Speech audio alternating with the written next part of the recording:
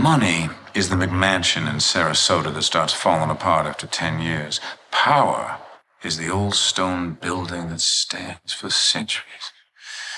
I cannot respect someone who doesn't see the difference. This is House of Cards, the smash hit that took Netflix from being a DVD delivery service to the most important streaming service of a generation. It single-handedly started and cemented the peak streaming era. If this show was anything other than an award-winning juggernaut, things could have gone very differently for Hollywood at large. But here's the thing, House of Cards did not maintain this level of quality over its 6-season run. Faster than Frank Underwood can have a fourth wall breaking aside, the show inevitably slid into ill repute, behind-the-scenes drama, and obscurity. I've done my time. I've backed the right man.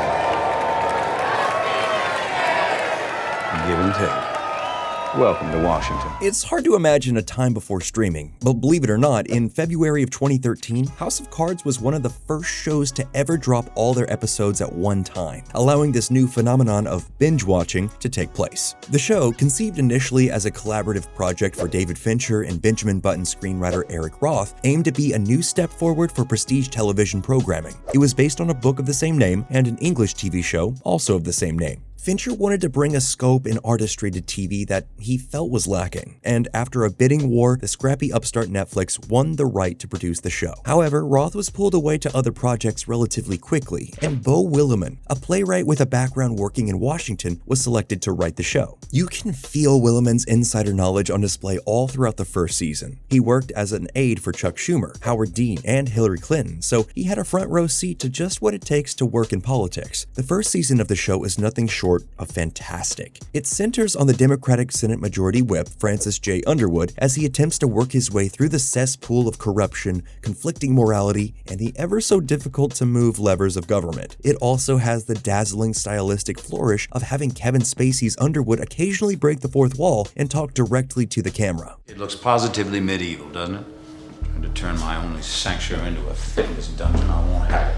The main arc of Season 1 centers on Frank attempting to pass an education bill, back-channeling with a reporter named Zoe Barnes, and constantly striving to stay one step ahead of his political adversaries. Season 1 was released to rave critical reviews, which was a good thing because Netflix had bet big on the show, ordering 26 episodes split up over 2 seasons. Politics is no longer just theater, it's show business. Season 2 opens with a bang. Well, a death, actually. Zoe Barnes specifically, the fan-favorite character who had started an illicit affair with Frank in order to get insider information for her articles, learned a harsh lesson about powerful men. They're rarely good people. The strength of the initial season of House of Cards is the fact that you're watching an incredibly intelligent character play multiple factions off against each other. While Season 2 mostly focuses on Underwood occupying the role of the vice president, obviously, the political intrigue and narrative conflict imbued in the show is entertaining, but it feels like it quickly evolves into something else. And by the beginning of Season 3, he's the president, and the show is starting to get a little rocky. From a main rival character named Hector Mendoza being abruptly written out of the show to an over-reliance on Lars Mikkelsen's President Petrov as a scene-stealing villain, the show is obviously trying to reinvent itself and is struggling. The best addition that Season 3 includes is a novelist character named Tom Yates. His downtrodden yet insightful characterization and somber energy are a perfect foil for much of the operatic tone the show embraces. However, it's Season 4 where things truly get bumpy. The long-simmering plotline of Lucas Goodwin, a beleaguered reporter who was in love with Zoe Barnes, finally comes to a conclusion. Goodwin has long been convinced that Frank was secretly responsible for murdering Zoe. He ultimately tries to take matters into his own hands with a botched assassination attempt.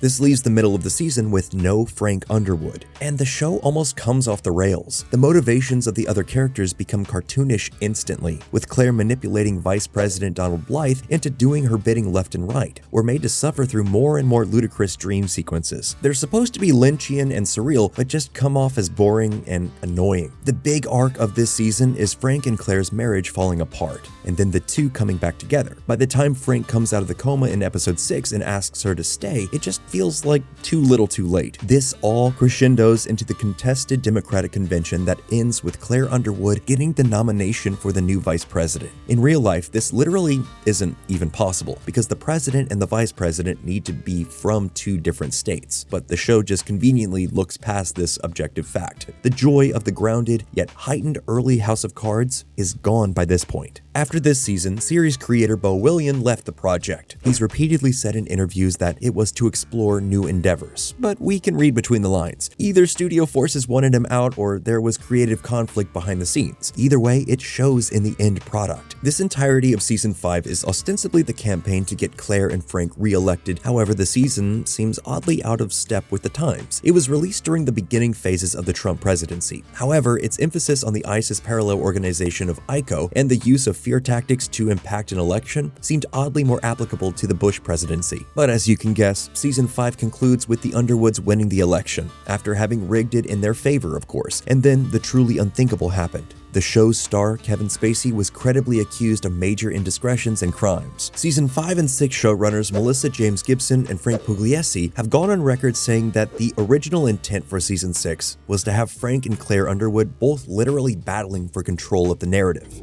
Just to be clear, it's not that I haven't always known you were there. It's that I have mixed feelings about you.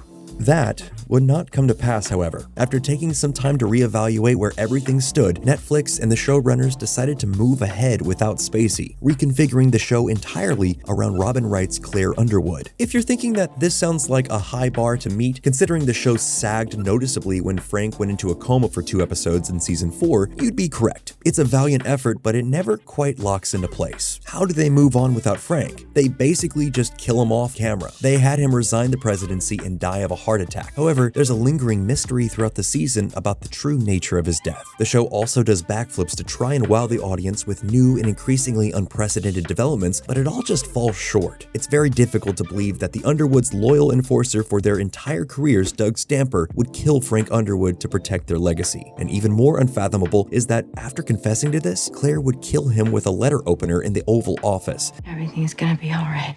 It's all gonna be all right. Season 6 would be the show's last. While the first 3 seasons were arguably standout medium-defining TV, the back 3 were troubled, muddled, and weak. Add to that the fact that everyone involved seemed to want to distance themselves from Spacey and his crimes, the show had steadily slid out of the spotlight and into the shadows. Frankly, making more House of Cards without the character of Frank Underwood just wasn't doable. The show was at its best when it showcased a larger cast of characters all being pressured and manipulated through the various levels of government, much like when you marry off your will they won't they archetypes. Once the Underwoods make it to the White House, the show loses an ineffable component. It becomes less about navigating a vast and complex system and more about using authoritarian aspirations to remain in power. One of those ideas is rife with narrative complexity. The other usually just boils down to a fairly simplistic morality play that absolute power corrupts absolutely. And tragically, we have the real world to remind us of that fact. What do you think? Did you like the later seasons of House of Cards? Let us know in the comments below, and as always, please like, comment, and subscribe for more episodes of Nerdstalgic just like this.